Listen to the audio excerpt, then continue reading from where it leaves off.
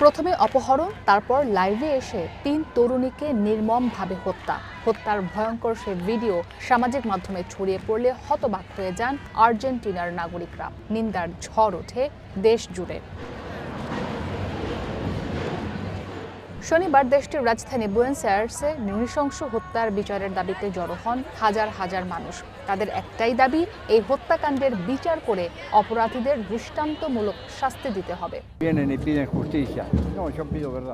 অনেকে ন্যায় বিচার চেয়েছে। আমি সত্য জানাতে চাই, এই হত্যাকাণ্ডের কারণ জানাতে চাই, অপরাধী কারা জানাতে চাই। সত্য না জানা পর্যন্ত আমাদের প্রতিবাদ চলবে।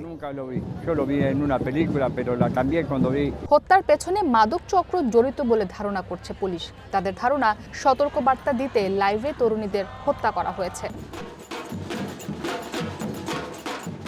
24 সেপ্টেম্বর বুয়েনোস আয়ার্সের দক্ষিণাঞ্চলের একটি বাড়ি থেকে ৩ তরুণী মোরেনা ভার্দি, ব্রেন্ডা দেল কাস্তিলো এবং লারা মোরেনার মরদেহ উদ্ধার করা হয়। হত্যার পর বাড়িটির বাগানে তাদের পুঁতে রাখা হয়। বুয়েনোস আয়ার্সের প্রাদেশিক নিরাপত্তা মন্ত্রী জানান, হত্যাকাণ্ডের ঘটনায় এখনো পর্যন্ত 5 জনকে গ্রেপ্তার করা হয়েছে। সন্দেহভাজন হত্যাকারী মাদক চক্রের প্রধান 20 বছর বয়সী পেরুভিয়ান যুবক এখনো পলাতক। ইসরাত মুক্তি, ওয়ান ইন্টারন্যাশনাল ডেস্ক।